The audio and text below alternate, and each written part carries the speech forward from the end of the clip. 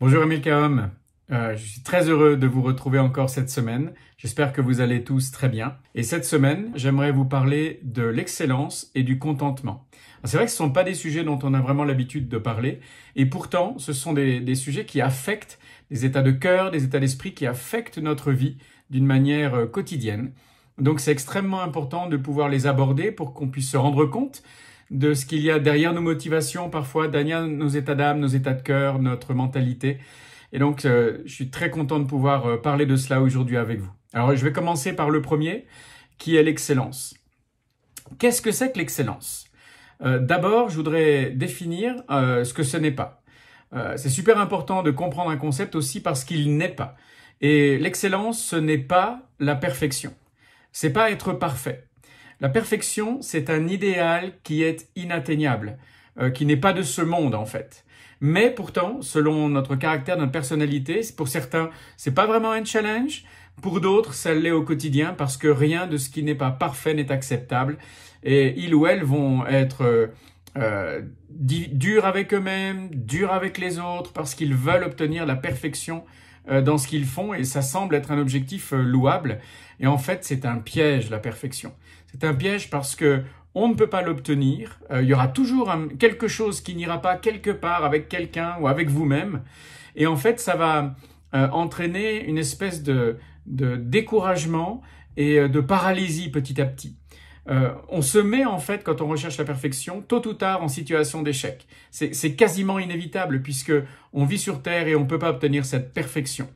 Le fait de ne pas pouvoir l'obtenir va entraîner ce que je disais, un ralentissement de la prise d'initiative, parce qu'on a des doutes, je sais pas si je vais y arriver, est-ce que ça vaut vraiment la peine que je me lance là-dedans? La dernière fois, c'était pas extraordinaire, c'était pas exactement ce que j'espérais, et on se dit pourtant j'ai fait le maximum, qu'est-ce que je pourrais changer? Alors, il peut y avoir une certaine positivité là-dedans, dans le sens où on va essayer d'améliorer, mais l'objectif est inatteignable parce qu'à chaque fois qu'on croit l'avoir obtenu, il va reculer, il va s'éloigner de nous. Donc ça va entraîner petit à petit une paralysie de notre action. On va se dire, est-ce que ça vaut la peine vraiment? Motivé par la peur d'échouer. J'ai pas envie de me planter encore, j'ai pas envie de mettre un objectif devant moi que je vais pas pouvoir atteindre. Il va se développer une insatisfaction dans notre cœur. Et puis petit à petit, cette insatisfaction va donner naissance à des frustrations. On est frustré avec soi, on est frustré avec les autres, on n'est jamais content, jamais satisfait complètement, et ça va entraîner un jugement. On va se juger très durement, sans pitié, on va refuser de se pardonner, et là ça devient des choses vraiment très graves, mais on les applique aussi aux autres. On va être très dur avec les autres, autant qu'on est dur avec soi d'ailleurs, souvent, et puis on va les juger, on va les condamner, on va les mettre dans des boîtes, on va dire non, celui-là ou celle-là, il n'est pas capable de, il n'arrive pas, il n'est pas au standard que j'attends, etc. Donc, en fait, on commence à entrer dans un cercle vicieux où tout devient négatif. Et autant pour notre relation avec les autres que par rapport à nous-mêmes. En fait, il faut comprendre que de ce côté-ci de l'éternité, c'est juste pas possible d'atteindre la perfection. Vous savez qu'un seul homme au monde a atteint la perfection à un moment donné, et c'est évidemment Jésus, quand il était à la croix et qu'il a dit « tout est accompli », en fait, ça peut aussi se traduire par ces mots « tout est parfait ». Lui a accompli la perfection d'une vie sans péché, sans défaut. Nous, on peut se réaliser en Jésus quand on découvre qui l'on est en Jésus, quand on découvre les plans de Dieu pour notre vie, alors on marche vers une perfection qui est en Christ, mais on le sait très bien, de ce côté-ci, on ne peut pas l'obtenir. Donc en fait, c'est une vraie paix quand on se rend compte que la perfection, elle n'est qu'en Jésus. Donc je peux me reposer quelque part et rechercher non plus la perfection, mais l'excellence, qui est vraiment le principe de marche de notre vie chrétienne avec Jésus-Christ. Alors c'est quoi maintenant l'excellence? J'ai dit que c'était pas la perfection, mais c'est quoi? En fait, l'excellence, c'est de choisir de donner le meilleur de nous-mêmes à chaque occasion, avec qui je suis et ce que j'ai au moment où je le suis et je le fais et je le vis. Pas avec ce que je pourrais avoir si, mais avec ce que je suis et ce que j'ai là maintenant tout de suite. Je peux pas donner ce que j'ai pas, donc je vais donner le meilleur de moi-même maintenant avec là où je suis. C'est en fait une attitude de cœur qui nous amène à l'action. Je vais essayer avec qui je suis et ce que j'ai, ce sera peut-être pas parfait, mais je vais donner le meilleur de moi. Et en fait, ça amène une position d'humilité, mais aussi de je vais essayer, quoi. Donc ça nous met en mouvement, à l'inverse de la perfection qui nous paralyse. Là, ça nous met en mouvement. Et si j'échoue quelque part, c'est pas grave, j'ai appris quelque chose qui va me permettre d'aller plus loin la prochaine fois. Donc on se met pas d'attente irréalisable, on est plus serein avec soi-même, plus tolérant, on se pardonne plus facilement. J'ai appris, je persévère. C'est vrai que parfois on apprend dans certaines souffrances, mais la souffrance fait partie du parcours de toute façon, et ça nous donne du courage.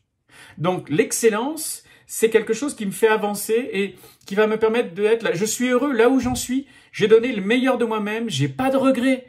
Que j'ai réussi ou pas, ça dépend pas toujours de moi, mais pour ce qui dépend de moi, j'ai donné le maximum et je suis heureux.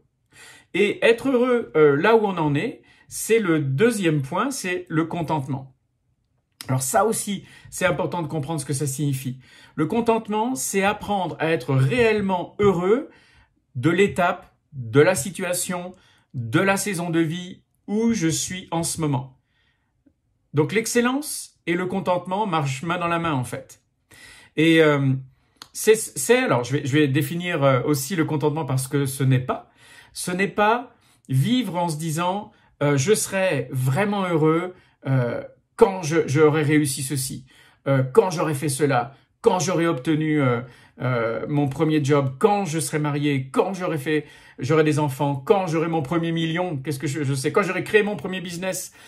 C'est bon d'avoir des objectifs, attention, c'est super important même, mais il ne faut pas qu'on fasse dépendre notre bonheur, notre contentement, notre capacité à être satisfait de l'obtention de quelque chose qu'on n'a pas aujourd'hui. Parce qu'en fait, ce que ça fait, c'est qu'on ne vit pas dans le moment présent.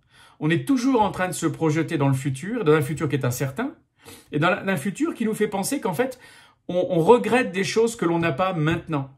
Même si c'est hors de portée pour l'instant, on les regrette quand même comme si on avait pu les obtenir tout de suite. Alors c'est juste un mensonge de plus. Et quand on est dans ce « je serai heureux quand », en fait, on est insatiable. Il n'y a jamais de fin. Il y a quelqu'un que vous connaissez sans doute, dont vous avez déjà entendu parler, qui s'appelle Warren Buffett, qui est le troisième homme le plus riche au monde, qui est un Américain, qui est un homme qui a de grandes compagnies aux États-Unis, boursières, etc.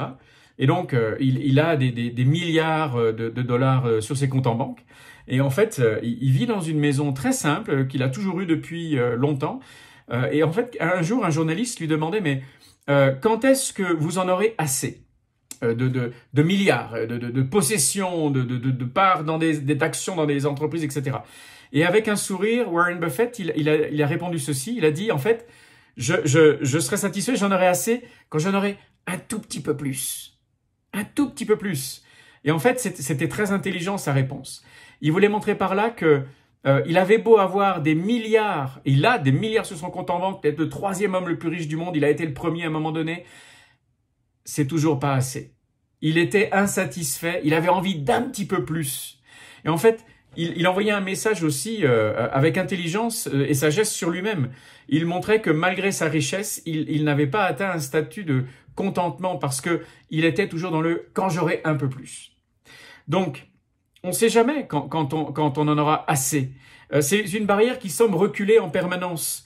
Donc attention, rappelez-vous du jeune homme riche que Jésus rencontre, qui est jeune, qui a l'air en bonne santé, qui est très très riche. Et malgré cela, il vient vers Jésus parce qu'il n'est pas satisfait au fond de lui. Il lui manque quelque chose. Et c'est vrai que le contentement, il démarre par notre identité en Jésus-Christ. Je suis heureux de qui je suis, là, maintenant, tout de suite, avec ce que je fais, ce que j'ai. Alors ça ne veut pas dire qu'on est résigné, hein, pas du tout.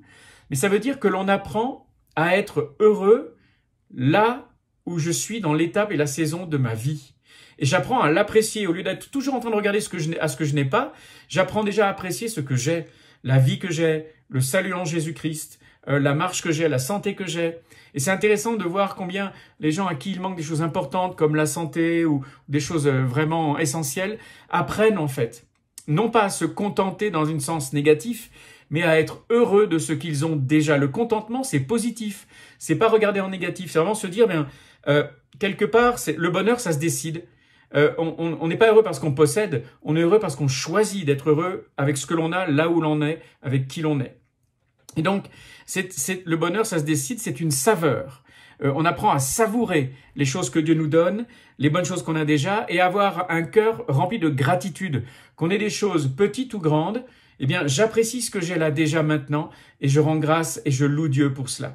Et en fait, c'est une clé de croissance pour notre marche avec Jésus. Et je voulais vraiment vous le communiquer et vous challenger. Est-ce que vous pensez que c'est difficile pour vous de vivre dans l'excellence et pas la perfection?